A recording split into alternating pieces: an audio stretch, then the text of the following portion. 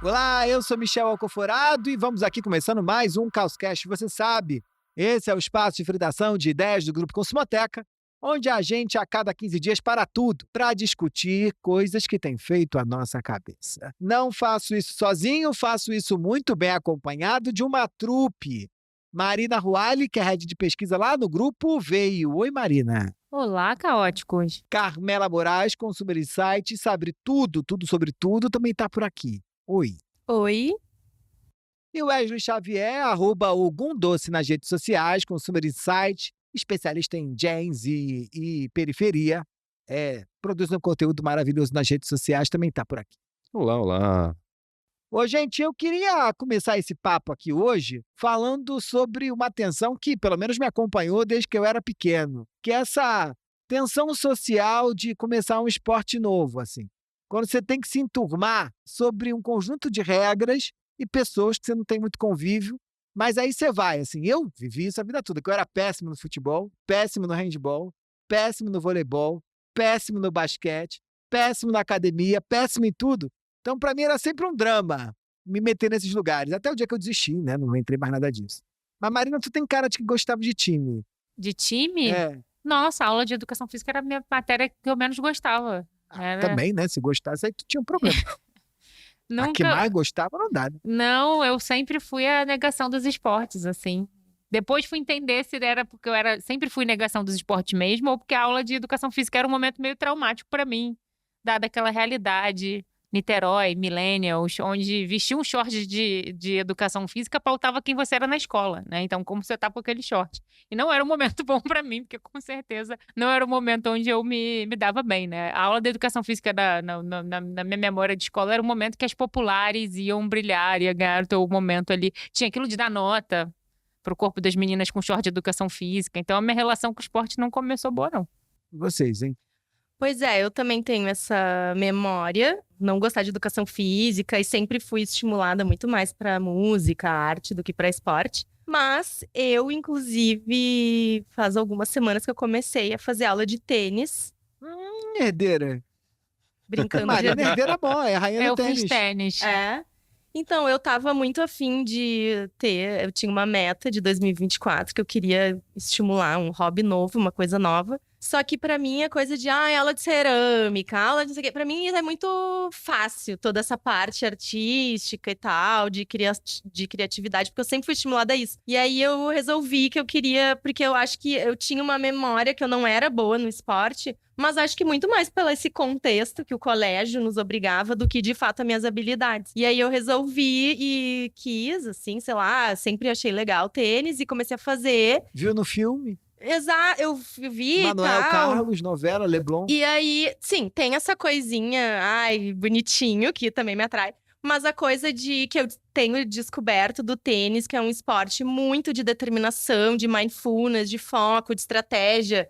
Então eu tô me experimentando aí conseguia, numa coisa Mariana? Tênis é nova. pros resilientes. Eu acho que é por isso que eu me dei bem, né? Por isso que foi o esporte que eu consegui praticar, porque foi chegando ali os 10, 12 anos de idade, meu pai percebeu que eu não tinha a aptidão e não gostava de educação física, ele falou, olha, você tem que escolher uma atividade física pra tua vida. Escolhe um esporte, uma coisa, eu vou te botar. E tênis não tinha, né, na educação física, a gente tinha acesso à quadra, e aí ele botou, comecei a fazer aula com o professor, primeiro eu ia pra turminha e fiz aula de tênis por uns 6, 7 anos, mas eu gostava porque era um esporte que não era coletivo, só dependia de mim. É isso você que e me tua pega. cabeça. Então, eu acho que já é um lugar onde você desenvolve o mental. Nunca fui uma grande jogadora, mas onde meu professor sempre falava que eu era boa de virar jogo. Então, a resiliência já estava aí, né? Não desiste. Mas eu nem entrei no tênis com a pretensão de ser boa nem nada. É mais assim, eu quero fazer uma coisa nova, diferente, que eu não tenha referência nenhuma e que eu vá me experimentar. Ô Wesley, um dos vídeos que você fez lá no Ogum Doce, que eu mais gostei, foi quando você trouxe essa problematização do papel que a quadra de futebol tem na organização mesmo das periferias e na dinâmica cotidiana, né? Você se metia na quadra de futebol Michel, eu tava aqui do teu sofrendo, bairro ou lembrando, não? eu tava com essa pergunta, eu fiquei sofrendo aqui antes de responder, porque eu gostava muito de futebol, de praticar atividades. Eu lembro que nas educações É físicas, mesmo, né? Wesley? Vocês saíram da onde, gente? Michel, eu gostava, era uma coisa que me ajudava a não pensar, né? Então sempre eu corria para alguma atividade física para pensar, não pensar, né? Ansiedade, todas essas questões. Mas eu tinha um enfrentamento, que era ser um adolescente gordo. Então as pessoas olhavam para mim e falavam, ele não tem capacidade nenhuma de jogar. Aham. Então eu tava nos times Bs, sempre tinha um time A das pessoas populares, daí era o era time isso também. B. Mas eu nunca arredava o pé de, tipo, não vou fazer, eu quero fazer, eu vou até meu limite e tal, mas teve uma hora que eu cansei e parei de tentar, sei lá, se jogar futebol, jogar queimada, qualquer outro esporte, teve uma hora que eu cansei, falei, pô, é muito chato ficar tendo que falar que eu sou capaz de fazer algo pras pessoas, sendo que eu só quero fazer, sabe? Tipo, livremente, e aí nessa busca achei uma coisa que eu gosto muito de fazer, que é ciclismo, assim, eu gosto muito de andar de bicicleta, que é uma coisa que eu vou fazer sozinho, sabe? Eu coloco uma música, dependendo do contexto que eu vou, não coloco, porque aí é questão de segurança, né, pra ficar atento à rua, e vou pedalar, faço 15, 20 km, assim, tipo, na minha região, como dá pra ir pra alguns bairros visitar amigos meus, eu faço isso de bicicleta, assim, sabe? É uma coisa que eu gosto e dá pra Mesmo depois do pensar. carro, que tu agora é sócio proprietário de carro, né? Então, o carro É, mudou alguns contextos, mas eu é ainda tenho a conforto e um bicicleta. negócio bizarro na vida da Mas a gente. bicicleta é uma questão legal, assim. É uma experiência muito legal, assim. Acho que se eu tivesse uma moto, eu não andaria de bicicleta. Porque a questão do vento, de estar em contato, observar as coisas é uma vivência interessante. Maravilha. Eu tô longe de vocês, não há nada desses assuntos que me apetece. Eu acho tudo chato. Não esvazio a mente fazendo tênis, jogando tênis, nem andando de bicicleta. Eu esvazio a mente, sei lá. Lendo. Esse Bebendo esvaziamento, mojito. enchendo a mente. Mas olha, fazer parte de um novo grupo de pessoas não é nunca uma coisa fácil, né? Coloca um desafio enorme, porque você precisa ter um traquejo, um jogo de cintura e muito grande para conseguir se incluir, né? Ou ser aceito dentro de determinados grupos. Isso não é diferente quando a gente está pensando nos esportes. Os esportes são cheios de regras, códigos particulares, que vão gerando, a partir da sua posição, do seu lugar no mundo, facilidades e constrangimentos nessa inserção também. Quando a gente pensa a partir da perspectiva de gênero, esse cenário fica ainda mais grave. Porque, só para vocês terem uma ideia, as Olimpíadas de 2024 vai ser a primeira da história, que a delegação feminina vai se igualar em número de participantes, né, de atletas, à delegação masculina. Isso representa uma baita vitória, mas esse jogo não permite que a gente saia por aí dizendo que está tudo certo, está tudo resolvido, está tudo pronto, chegamos finalmente no território da igualdade. Esse assunto da equidade, quando a gente está falando sobretudo de esporte, vai muito além do número. Preciso entender que a inserção de mulheres dentro do território do esporte cobra um esforço gigantesco delas, igual a inserção de outros corpos possíveis dentro desse tipo de território também. Só que não é porque tem vitória que ainda não tem muita batalha, que esse jogo não está ganho. Então, se tem mudança, se tem transformação, você já sabe, né? Tá mais do que na hora de dar nome aos...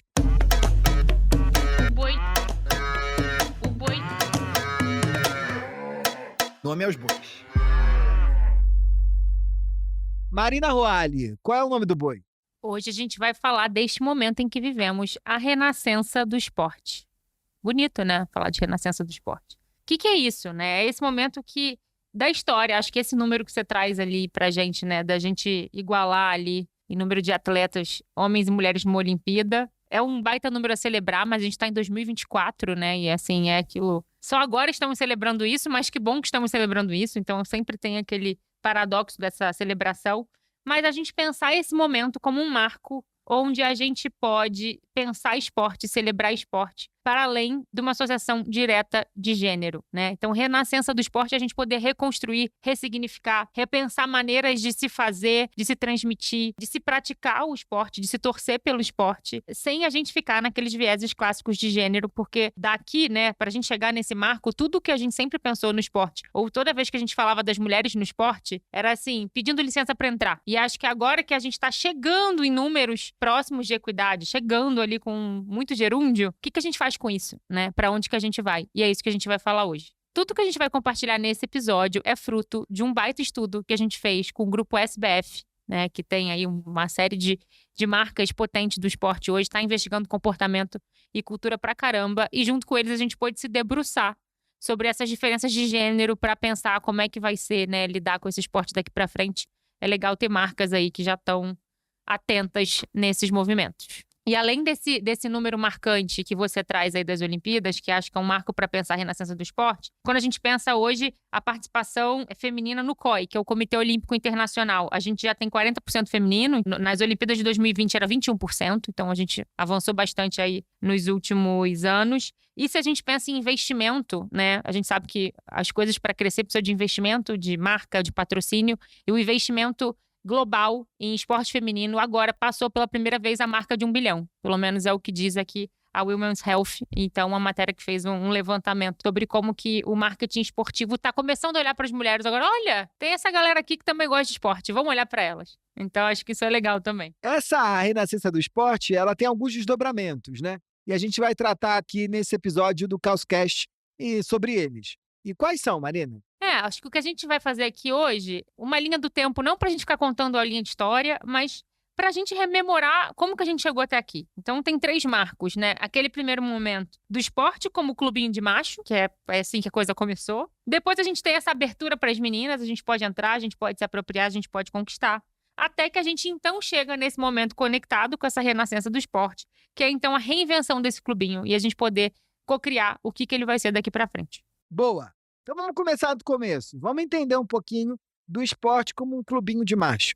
Se a gente pensar recentemente, né, durante o século XX, as mulheres foram impedidas, né, inclusive por lei, da prática esportiva, porque tinha essa ideia de que esse corpo feminino, ele não é um corpo feito para o movimento, né, ele é um corpo feito para reproduzir, ele é um corpo feito para o ornamento, para embelezar um ambiente, mas ele não é um corpo para a gente enaltecer pela sua potência, né, então o próprio fundador das Olimpíadas modernas, né, que tem essa ideia, o que é a Olimpíada? É o homem se aproximando dos deuses, né? Se a gente pensar lá no contexto lá da Grécia Antiga. E qual é o homem que pode se aproximar dos deuses, né? É o corpo masculino, porque o corpo feminino está longe, ele está sempre um passo atrás. Então o esporte, ele surge, né, com essa questão do homem testando ali os limites do seu corpo e da sua evolução corpórea de uma maneira que ele... Era como se o período de Olimpíadas era o momento ali onde os homens mais se assemelhavam aos deuses, e por isso tinha essa celebração, por isso tinha uma competição. Para o próprio criador da Olimpíada, se uma mulher participasse, tiraria esse encanto delas, porque mulher, né? Mulher não tá ali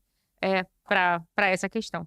E, nesses Jogos Olímpicos aí da Antiguidade, né, que se fala em Atenas, as mulheres eram de fato proibidas participar, tanto como atletas, mas também como espectadoras. Então, elas eram aquela coisa da mulher casada, que não era nem ainda uma cidadã, não era considerada cidadã ali na sociedade, não podia ter uma vida pública, não podia ter uma vida econômica, então não podiam participar dos jogos nem como atletas, nem como espectadoras. E a justificativa vinha muito com aquele discurso da fragilidade. Então acho que é bem o contraponto que tu falou, né? Se os Jogos Olímpicos é esse corpo másculo se aproximar dos deuses, as mulheres, né, então, eram esses corpos frágeis que podiam, inclusive, se machucar ali naquele contexto, né? Então, elas tinham que ficar lá resguardadas, protegidas, longe de toda essa questão aí social do esporte. Até hoje, quando a gente pensa em esporte, a gente vai pensar em força, em competitividade, em agilidade, velocidade. E tudo isso, a gente sabe que está no contorno da virilidade, né? Como a gente pensa o masculino. E não é à toa que, em pleno 2024, a gente, de vez em quando, surgiu lá os coach Red Pill, que vai dizer que se você tá muito forte, você tá contra a tua energia masculina, e isso não é bom para uma mulher. Então, sim, o pensamento ainda tá aí. E reforçando essas informações, no ano passado, em 2023, o Grupo Consumoteca realizou um estudo, né, com o Grupo SBF, onde 41% das mulheres dizem ter sido incentivadas a praticar esportes quando criança, contra 63% dos homens. E também, 34% das mulheres disseram já ter sonhado em ser atleta profissional. E pensando no recorte de classe, esse número ele sobe para 49% entre mulheres de classe A e desce para 30% entre mulheres pretas, contra 64% dos homens que disseram o mesmo. Ou seja, não tem como a gente falar de esporte, né, e não olhar para o passado, de ver essa questão do incentivo.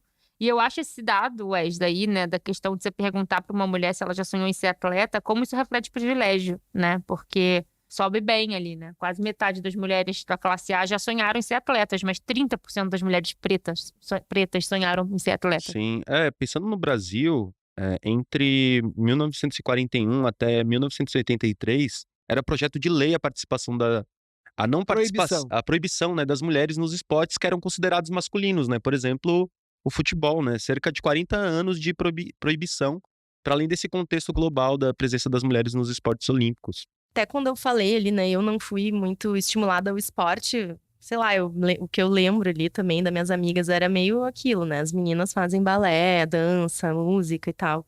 Enquanto os meninos jogavam futebol, tem isso, assim, né? A gente viveu, a nossa geração viveu isso. E aí também tem essa questão da maternidade, do maternar, né? Então a mulher, né, ela tem que ser mãe e ela tem que ficar ali com aquele corpo sob total cuidado, em repouso e não podendo se envolver de forma nenhuma em nada relacionado a esforço ou algo que pudesse atrapalhar o papel primordial ali de ser mãe. Inclusive, cara, acho que o Wesley citou aqui esse estudo que a gente fez com o Grupo SBF, foi bem interessante. E eu lembro agora que a gente também aprofundou nessa questão do quanto você é estimulado em casa, né? E aí, o quanto que você foi no passado. E aí, quando a gente transferir essa pergunta para homens e mulheres que são pais e mães hoje, o quanto que você pratica atividades físicas e estimula teu filho a praticar esporte. E aí a gente olhou que ainda hoje os pais de meninos estão praticando mais esporte com os meninos. A diferença ela já vem diminuindo, mas a gente ainda carrega isso de que você tende a ter um filho homem a estimulá-lo mais a sair de casa, a brincar, a correr, a jogar bola, do que uma menina. Então é uma coisa. É a referência desse lugar, né? E o pai é essa referência da pessoa que vai praticar esporte com você, não a sua mãe. Independente se é menina ou menino, é o pai que traz isso, então, né? Isso ainda está muito presente, embora a gente esteja revendo. Enfim, toda essa história das Olimpíadas, a gente viu, existiu muitos protestos também. Em determinado momento, as mulheres começaram a protestar essa exclusão. E aí teve um específico com uma corredora grega, desculpa a pronúncia aqui, porque grego é complicado, mas é Stamati Reviti, sei lá, uma coisa assim. E ela realizou o percurso da maratona, né, que é 1,195 quilômetros, a maratona que é o percurso que é até então. Ela fez todo o percurso da maratona fora do estádio no dia seguinte à realização. E ainda ela conseguiu bater recorde de alguns homens ali, né? Foi melhor que vários atletas masculinos que tinham feito no dia anterior. Mas mesmo assim, isso não foi reconhecido de forma alguma. Nem ela como atleta, nem ter um registro ali de fato desse feito. Então, no meio esportivo ali, aos poucos, começaram a existir protestos e movimentos das mulheres de fato exigindo ali o espaço nesse meio esportivo. Só que, enfim, o Comitê Olímpico naquela época era comandado só por homens. E aí, obviamente, foi negado e isso ainda demorou muito tempo até que as mulheres, de fato, pudessem participar de alguma forma aí dos jogos. Apesar dessa negação, né, e dessa trajetória terrível, cerceamento do direito das mulheres participar do esporte, a história mudou. E aí abre espaço para uma transição, né, Marina? Como é que foi esse processo de transição? Como é que a gente vai cair nesse segundo aspecto do renascimento do esporte? Esse momento de transição, ele é interessante a gente fazer um paralelo aqui, já que a gente fala muito de comportamento de geração, que é o que o millennial pega, né? Que é essa geração que não pega mais uma era de proibição do esporte, ela herda esse não estímulo, mas a gente começa a ver mulheres entrando em competições esportivas, a gente começa a ver as estatísticas avançando, a gente celebrando que agora tem as variações dos esportes que a gente sempre viu no masculino, indo para as mulheres. Mas a prova é de que isso foi quase uma licença do, olha, esse espaço é dos homens, mas você agora pode entrar, é como a gente se refere isso até hoje. Então, quando eu falo, olha, você vai assistir Copa do Mundo, você vai pensar um monte de homem jogando. Se eu tiver que falar da Copa das Mulheres, eu vou falar Copa Feminina. Então, todos os esportes acontecem. Então, você tem a NBA, por exemplo. Você tem a NBA e a WNBA, que a NBA é feminina. Então, é como se o universal e o padrão, ele é o homem praticando, né? E aí você vai ter a versão adendo puxadinho, que é as mulheres podendo praticar. Então, é assim que a gente vem operando até então e como o mundo dos esportes, ele ainda funciona. E essa presença feminina, ela foi muito gradual e lenta. E começou, de fato, a ser marcada ali, principalmente nos anos 80. Então, nas Olimpíadas de 1980, as mulheres representaram 1/3 dos Jogos Olímpicos ali. Então, foi quando começou, de fato, a se trazer essa pauta ali da igualdade, entre muitas aspas, né, de gênero nos esportes. Daí, em 91, seguido disso, só em 91... que a gente, imagina, é muito recente. Em 91 que a gente teve a primeira Copa do Mundo feminina ali pela FIFA.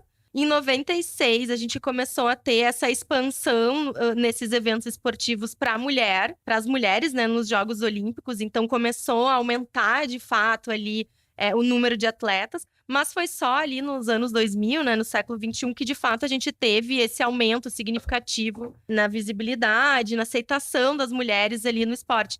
E aí tem um dado bem interessante, até voltando na pauta do tênis, que eu acho que vale pontuar, que o tênis, o US Open, né, que é um dos campeonatos, né, enfim, para quem não entende muito, é um dos campeonatos, meio Copa do Mundo, assim, do tênis. Eles têm várias cidades que compõem essa Copa do Mundo e Estados Unidos é um, que tem o US Open. Você tá planejando ir pra qual? Você agora que é tenista. Eu fui ano passado. É por isso que eu também... Não como espectador, agora que você é tenista. Como tenista, nunca. Mas então, aí eu... Mas é regional, né? É Copa americano. Mas eles têm os regionais famosos no tênis. O US Open é a Copa Americana. É a Copa Americana. Daí tem o Australian Open, tem o Wimbledon e tudo mais. Ano passado, no US Open, eu tava lá, participei como espectadora e me surpreendi porque a campanha era 50 anos, tipo, eles tinham uma campanha ali que tava no evento, que fazia 50 anos que o US Open premiava financeiramente ali o prêmio, homens e mulheres com o mesmo valor.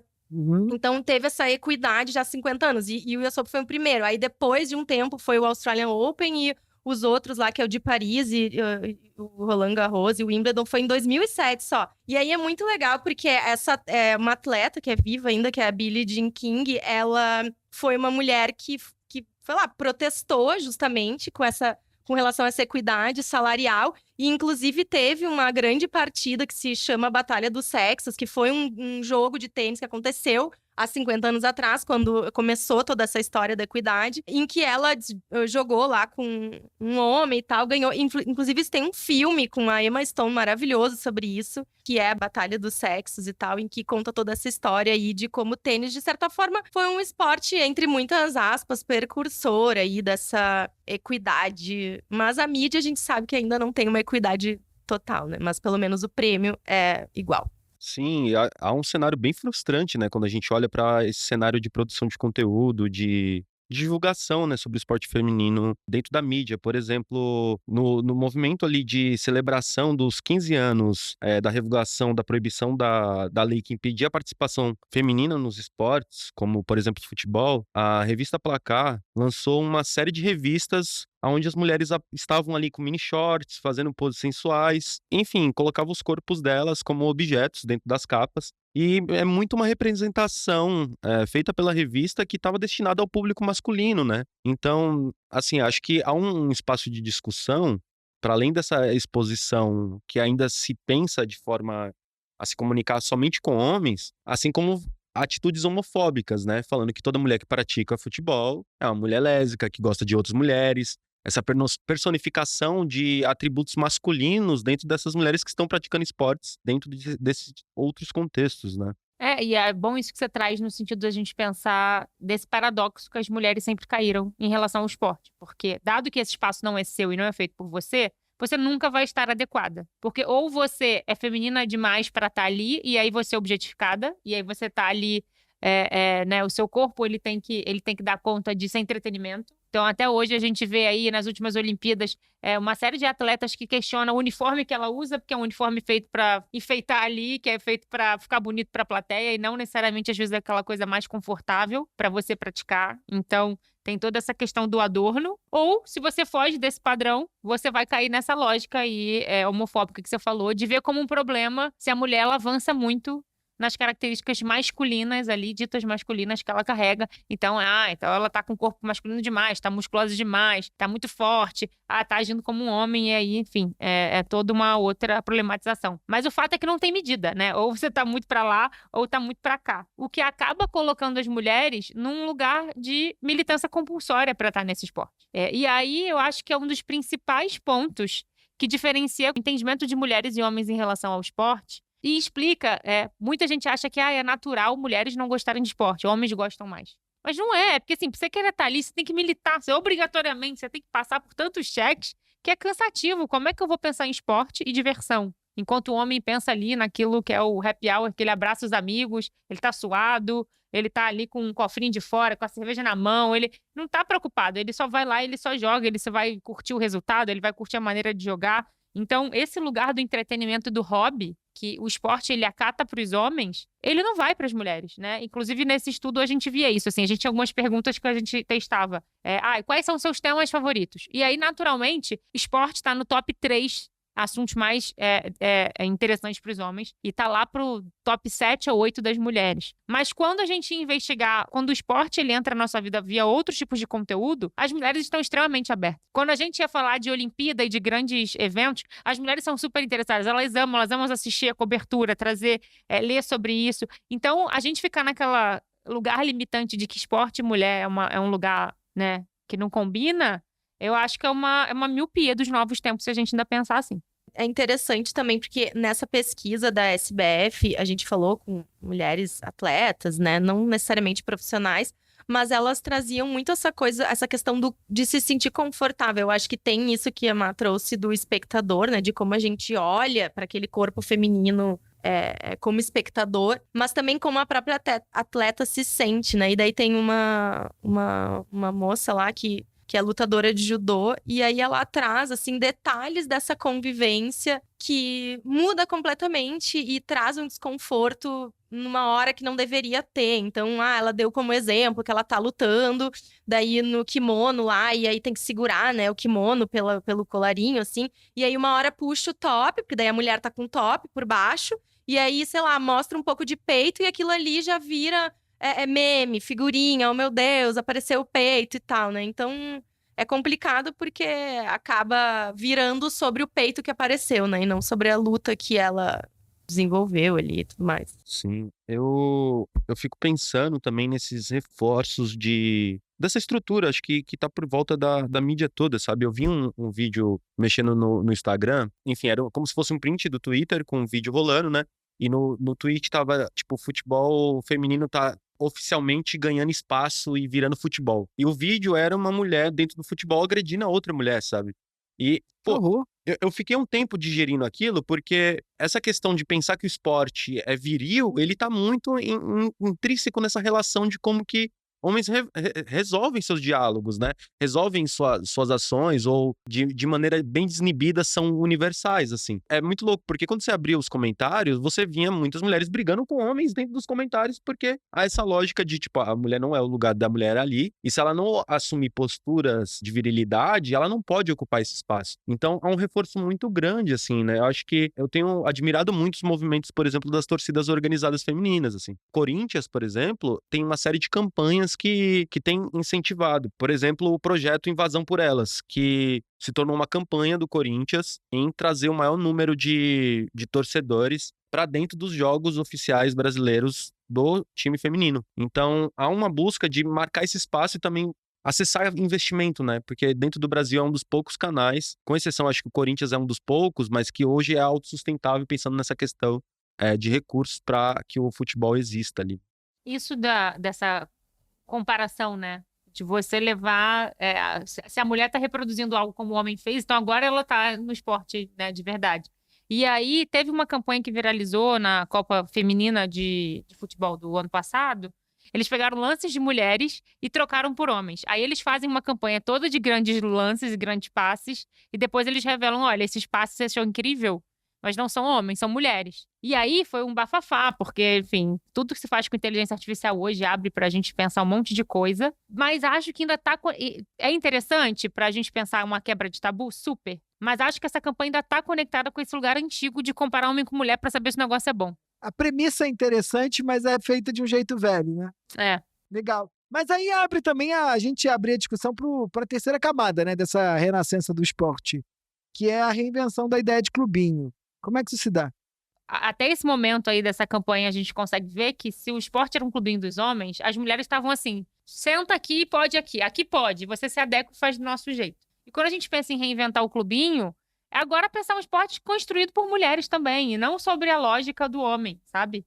Que, inclusive, traz uma nova forma da gente interpretar o debate da equidade. Porque qual é o debate da equidade ali quando a gente vai entender por que mulheres ganham menos em determinado esporte E a gente sempre vem com a justificativa mercadológica de, futebol masculino ele monetiza muito mais, porque você tem muito mais audiência, porque a performance é diferente.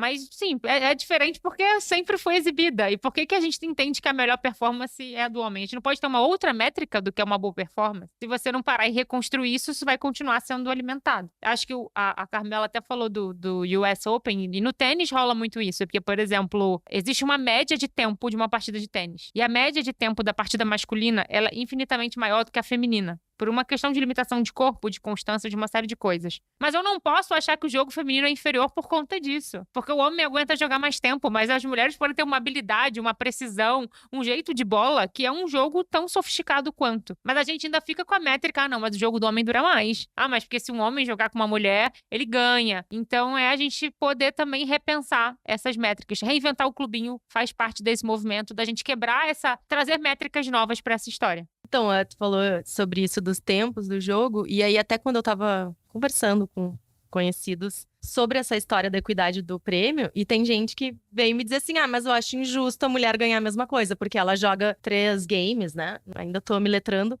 e o homem 5, então o homem deveria ganhar mais, né? Então, ainda tem esse ponto. Mas ela treina todo dia igual, ela tem a rotina ridículo. de atleta, né? Exato. O pessoal também, né? A gente quer ajudar o mundo, mas o mundo não quer se né? ajudar. Tem um ponto também interessante, também crítico, assim, com relação a essas figuras femininas e masculinas na publicidade. Tem o famoso caso do batom da Marta, batom roxo. Eu acho que ela se destacou ali durante a Copa Feminina em 2019, que ela fez gol e estava sempre com um batom e tal, de uma marca aí. Isso, e na verdade, na teoria ali, né, a FIFA proíbe qualquer forma de publicidade durante as partidas, mas ela não estava violando regra nenhuma, porque ela estava usando um batom. E aí isso também foi lido como uma forma da própria jogadora expressar sua individualidade ali, né, via um batom num ambiente historicamente masculino. É claro que houveram críticas, porque, ao mesmo aquela história, né? Sempre tem os dois lados da moeda. Ao mesmo tempo, estamos desviando o falar na técnica da Marta para falar sobre o batom e tirar o foco da jogadora, né? Então, mas enfim, acho que também é um jeito de trazer essa nova narrativa. Mas aí um ponto também publicitário, assim, que eu percebo que ainda existe, que é o ambiente em que, assim, se a gente for botar ali, sei lá, Marta e Neymar no Google em imagens, as propagandas ali, as publicidades que o Neymar faz, é sempre ele associado a esse universo do futebol. É ele em campo, é ele com a camiseta do time, é ele com uma bola, é sempre ele ali. E a Marta, não. Claro que já tem algumas publicidades que sim, mas tem muita publicidade, inclusive tem uma que eu vi recentemente, que é a Marta na cozinha. Então ela tá falando lá sobre suplemento, vitamina e tudo mais lá para pessoas que, enfim, praticam esportes, só que ela tá dentro de uma cozinha. Então ainda, né, o mundo ainda não conseguiu trazer essa equidade aí nesse ponto dessa linguagem, né? A presença de lugares como marca, ou até mesmo como a Raíssa, influenciam muito no impacto de consumo e também de representatividade dentro das mídias, né? Principalmente quando eles são atrelados à prática do esporte. Por exemplo, a Raíssa, quando começou-se a produzir conteúdo e falar sobre o protagonismo e exibir as práticas de esporte dela dentro do universo do skate, houve um aumento de 600% na busca sobre essa modalidade dentro dos Jogos Olímpicos. Então é um reflexo muito grande de que essa prática, sendo demonstrada de forma legítima, alcança e impacta verdadeiramente as pessoas. A venda de artigos de skate também teve um crescimento em decorrência disso de quase 60%. Então os reflexos são claros, sabe? Mostrar de maneira da qual a equidade seja respeitada tem um impacto considerável. Eu acho que são provocações que inclusive surgiram quando a TV Cazé fez a narração do jogo do futebol feminino e não havia uma mulher, por exemplo, dentro do processo de discussão, de narrar o jogo, né? E isso garotearam, né? Oi? Garotearam, né? Não, demais. Assim, é uma pauta que poucas essas pessoas estão sendo deslocadas para pensar sobre, né? Que há um jeito de se fazer a partir de uma outra ótica de gênero. E isso é comum. E eu acho que os resultados falam que essas coisas acontecem, que dão certo. E novamente a galera pedalando sem saber jogar o jogo, né? Pra a Copa eles até chamaram a Fernanda Gentil, né? Sim, que acho depois que de já tomar um monte de hate, ouvindo né? feedback, Sim. aí já começaram. Exato. Dentro do universo das torcidas organizadas, existe uma pessoa que é uma cantora de pagode baiano, que tem sido um exemplo muito grande de inovação dentro dessa área. Nas torcidas organizadas, sempre há um grupo seleto de pessoas que chama o coro, que chama o hino, e essa é uma das mulheres que tem sido um destaque dentro desse universo do estádio, pensando principalmente na torcida do Bahia. Então, ali em meio a um monte de homens, ela é uma das pessoas que puxa o coro para levar a torcida e fazer aquele movimento do qual é tão importante dentro dos movimentos do esporte, né? Principalmente dentro das torcidas organizadas. Tudo isso que você traz, Wes, acho que para a gente pensar na ideia do Renascença do Esporte que a gente traz aqui, é importante para a gente pensar como que acompanhar esporte, consumir esporte ou gostar de esporte está associado a acompanhar uma narrativa. E essas narrativas, elas sempre foram dominadas ali por homens, né? E aí é um jeito masculino de acompanhar a narrativa do esporte. Então, quando a gente fala de renascença aqui, não é mais sobre a gente comemorar que tem mais mulher praticando, mas é comunicar a mulher que está narrando, a mulher que está liderando a torcida, a mulher que está comandando um time, que está num comitê técnico de alguma grande competição. Porque é quando a gente traz esse olhar que a gente pode expandir a maneira da gente pensar e celebrar. E também, eu acho que a gente não tem que mais ficar nesse lugar de pedir desculpinha se a gente for feminina demais em algum momento do esporte, porque tá tudo bem, né? Você é mulher, você pode trazer os seus códigos, o seu repertório que vem de outro lugar. Então, você falou da Raíssa Leal aí, que eu acho que ela virou essa referência no skate, mas aí tem a Dama do Pagode na líder de torcida. A gente pode falar no jornalismo, a Renata Mendonça, a Nadine Bastos, aí pautando imprensa esportiva. No Palmeiras, hoje, a gente tem a Leila Pereira, né, que é a presidente.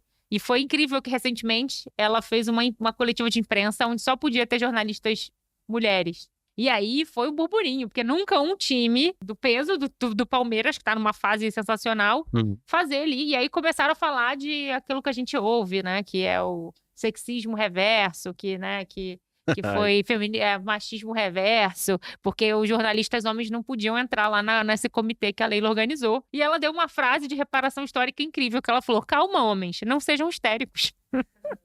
Não sejam histéricos, sabe? Tá tudo bem. E vai ter o meu comitê de imprensa aqui, sim. Então, é sobre esse momento, assim, de você poder repensar. E aí, nesse campo que a gente fez, o que a gente ouvia muito dessas mulheres, e aqui fica uma grande oportunidade para a marca, cara, você tem um monte de gente, de mulher que gosta de esporte, quer consumir conteúdo de esporte, mas não tem o jeito certo. E as mulheres falaram, tudo que eu queria era, às vezes, chegar em casa, assistir um jogo e curtir. Mas não do jeito que o homem faz, meu marido, mas do meu jeito. E falta gente me ajudando a criar esse ritual, sabe? Falta esse espaço. Então, é um pouco nessa linha aí do que a gente vem prevendo aí para os próximos anos. Mas, Marina, isso coloca um desafio enorme, né? Todas essas transformações colocam um desafio para as marcas, né? E para vários modelos de negócios novos, né? Que podem aparecer para dar conta dessa reinvenção e dessa renascença do esporte. Que caminho que você tem vislumbrado aí como possibilidade de reinvenção? As marcas que estão querendo entrar nessa seara do esporte aí com mulheres, entender que esse negócio de patrocinar atleta, é legal, mas isso é default, sabe? Isso é o básico. Não é só patrocinar. E ainda tem uma coisa pior, que é marca que patrocina mulher achando que tá fazendo filantropia, né? Quando você patrocina o homem, é porque eu fulano da performance. E quando é mulher, é quase, olha, tô aqui incentivando essas atletas. Tô ajudando as meninas. Tô ajudando as meninas. E você cai naquele mito da guerreira também. A Marta, eventualmente, tadinha, ela cai nessa matéria da guerreira do esporte. Que é importante, ela é guerreira pra caramba, ela é.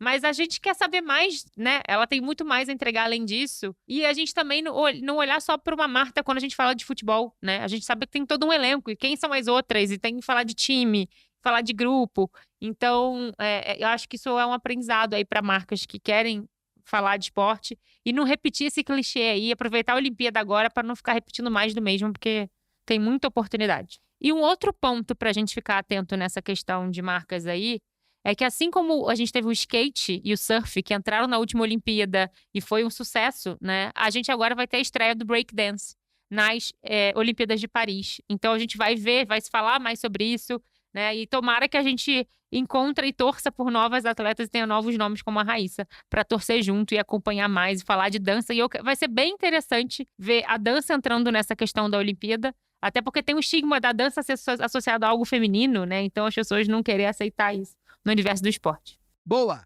Vamos embora pro final, né? Joga na roda.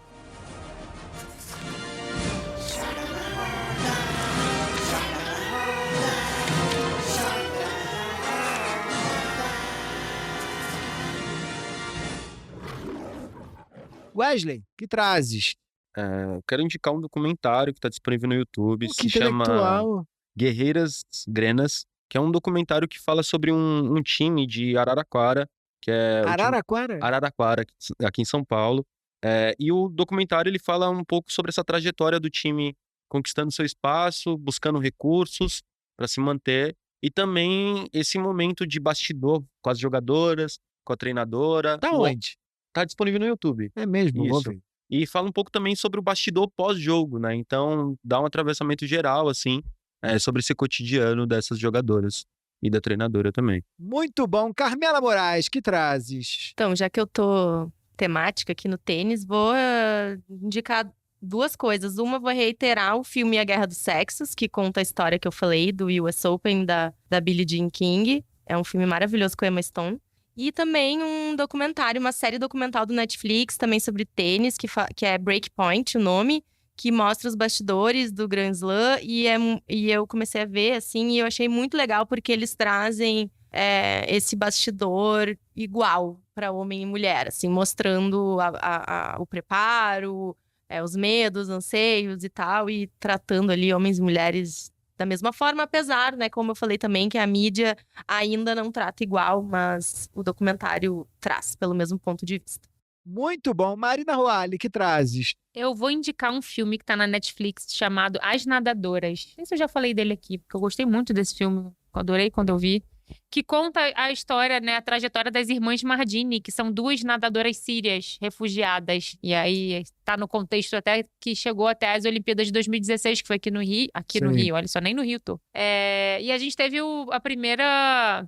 a gente teve que pensar essa questão da delegação dos refugiados, né? Acho que é uma pauta hoje super Política e esporte contemporânea. estão tudo misturado. Política, esporte, gente, tá Gênero. tudo junto. Então esse filme ele é bem interessante pra gente refletir essas questões.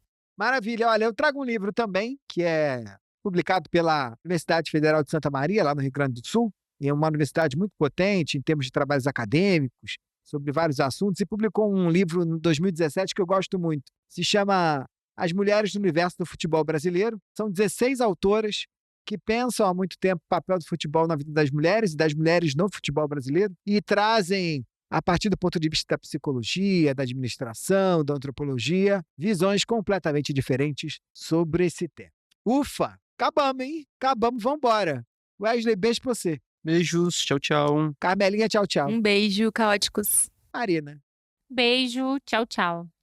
Eu, Michel Conforado, fico por aqui também, lembrando a você que Causcast é uma produção do Grupo Consumoteca, junto de uma trupe aqui nos bastidores. Estão aí, nos ajudando a colocar isso de pé. Vou, mas volto daqui a 15 dias. Até!